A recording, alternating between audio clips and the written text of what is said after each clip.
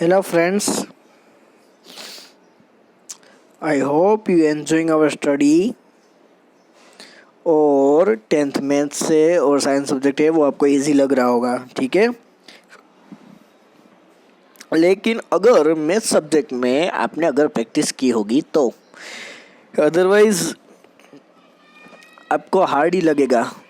अब आपने बहुत कुछ देखो, प्रैक्टिस आपको करनी होगी, क्योंकि अगर आपने अभी प्रैक्टिस नहीं की तो आपके लिए ये चैप्टर है वो हार्ड हो जाएगा। ये नहीं, बाकी के सारे चैप्टर।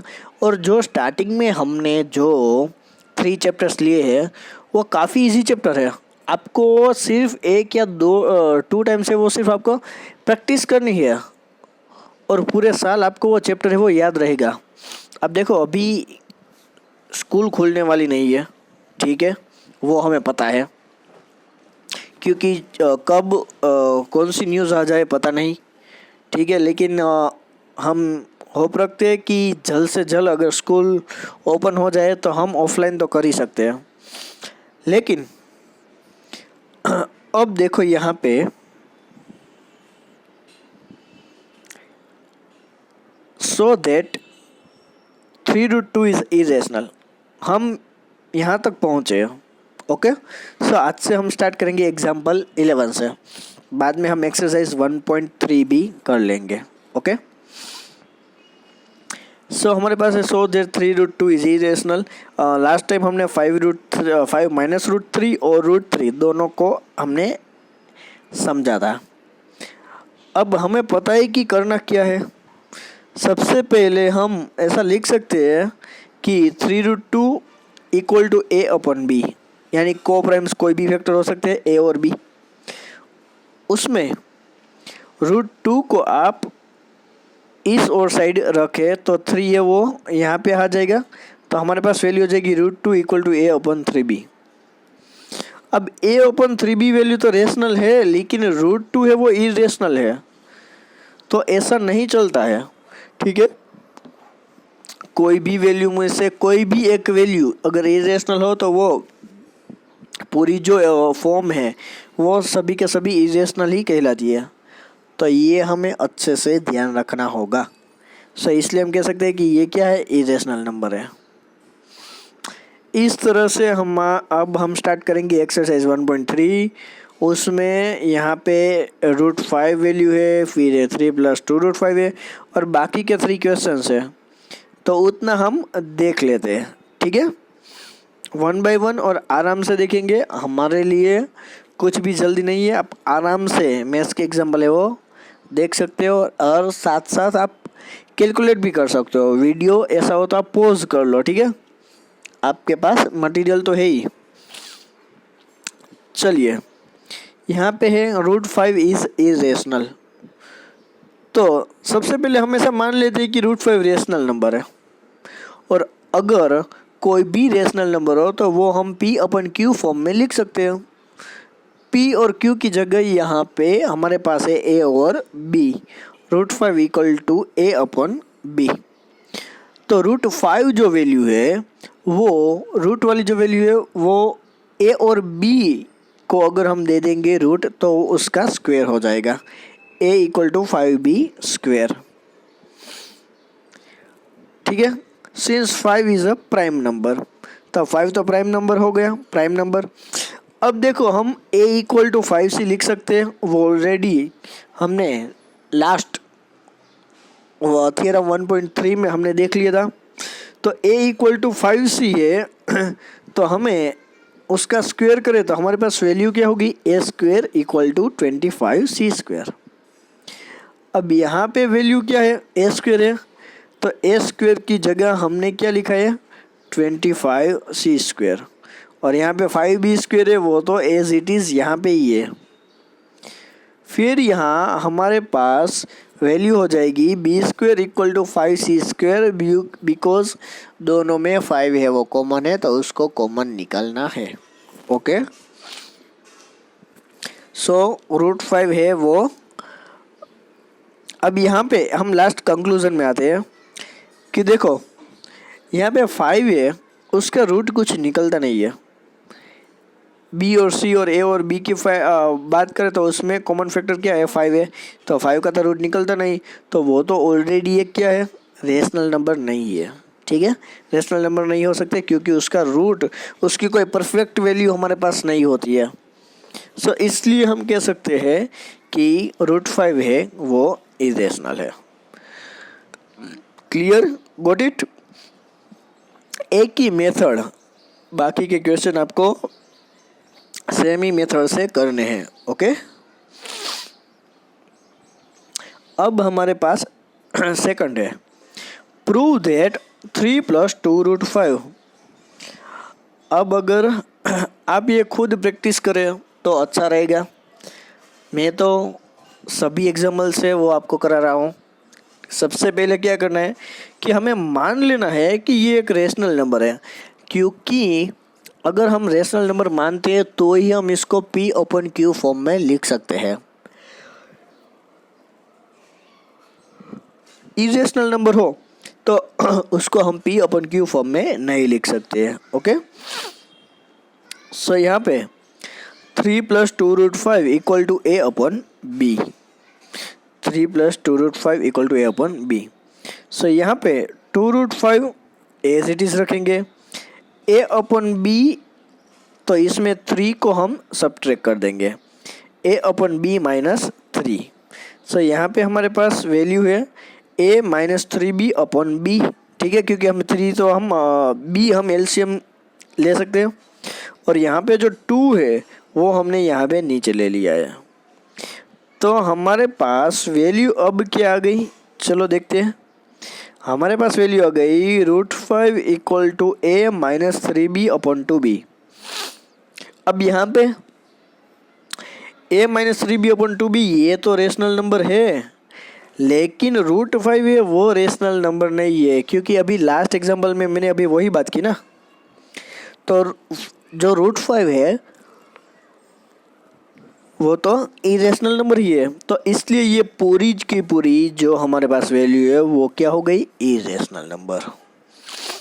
समझ में आ गया?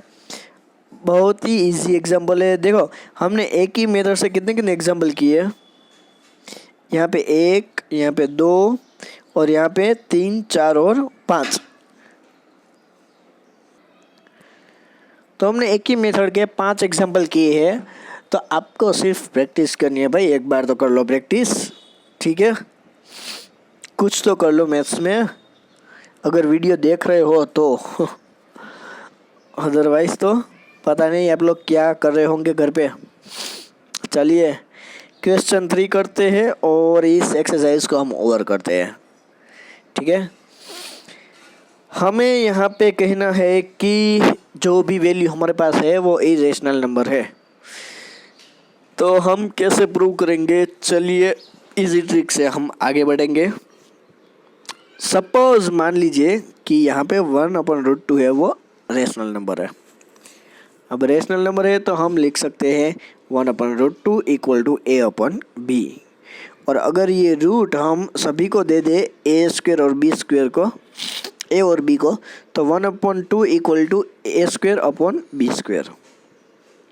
अब यहाँ पे हम B² को सब्जेक्ट करेंगे। ठीक है, B² = 2A²। यहाँ पे 2 जो है वो एक प्राइम नंबर है, तो हम क्या कह सकते हैं कि according to theorem 1.3 B = 2C, ऐसा हम लिख सकते हैं, B = 2C। तो यहाँ पे हमारे पास उसको हम स्क्वायर कर देंगे, B = 4C²। तो यहाँ पे अब देखो, इसमें जो यहाँ पे B² लिखा है वहाँ पे हम क्या लिखेंगे, 4C², और यहाँ पे हम लिखेंगे 2A²। वो तो एज इट इज है हमारे पास। ठीक है,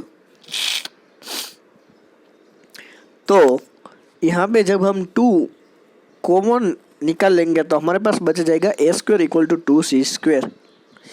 तो यहाँ पे हम कह सकते हैं कि 2 जो है वो A² का क्या है, फैक्टर है। अब यहाँ पे 2 इसका फैक्टर है, लेकिन यहाँ पे 2 प्राइम नंबर तो है। ठीक है, लेकिन जो 2 है दोनों के बीच में कॉमन फैक्टर है। तो यहाँ पे हम ऐसा नहीं कह सकते कि भाई जो √2 है वो एक रेशनल नंबर है, क्योंकि √2 की वैल्यू क्या होती है, इरेशनल नंबर है, तो हम उसको रेशनल नहीं कह सकते। हमने पहले रेशनल एज्यूम किया था ना, ठीक है, लेकिन इस बार ये पॉसिबल नहीं है।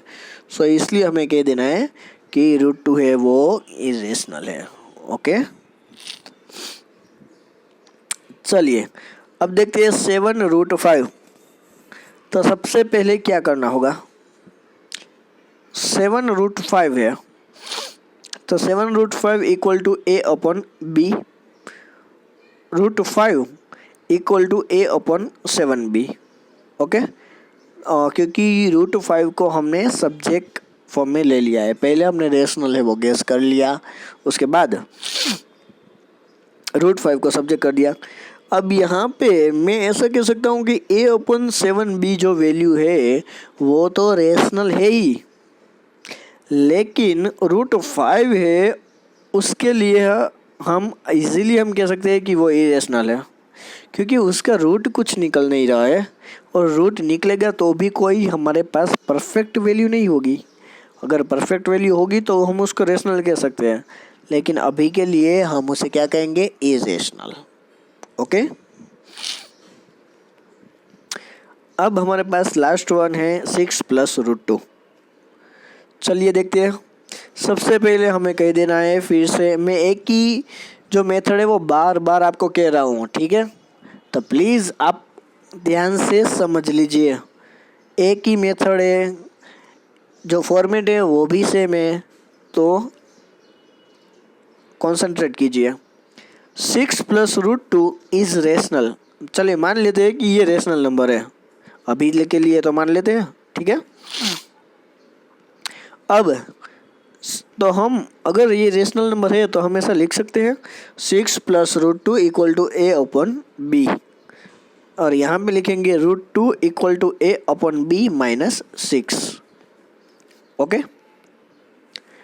अब देखो यहाँ पे जब हमने √2 इक्वल टू a/b माइनस 6 अगर हमने लिख लिया है, तो यहाँ पे a वैल्यू, b वैल्यू और 6 वैल्यू, ये सभी रेशनल नंबर है, ये तो है ही, लेकिन यहाँ पे जो √2 वैल्यू है वो रेशनल नंबर नहीं है, इसलिए हम उसको रेशनल नंबर हम नहीं कह सकते हैं। √2 क्या है, इरेशनल नंबर है।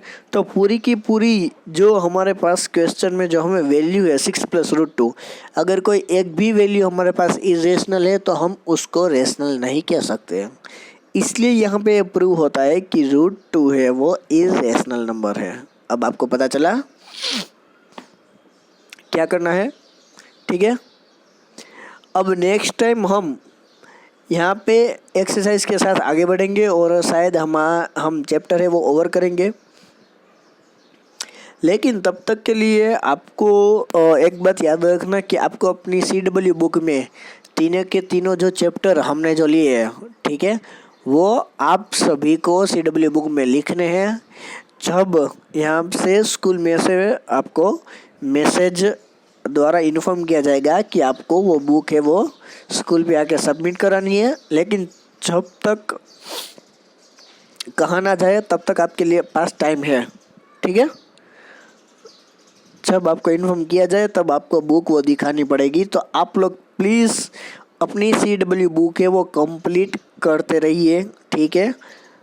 कोई भी टाइम हम बुक है वो आपके पास हम मांग सकते हैं। सो हम मिलेंगे नेक्स्ट लेक्चर में, और ये हमारा चैप्टर है हम कंप्लीट कर लेंगे। ओके, तो ये सभी लिख लेना। Okay, thank you.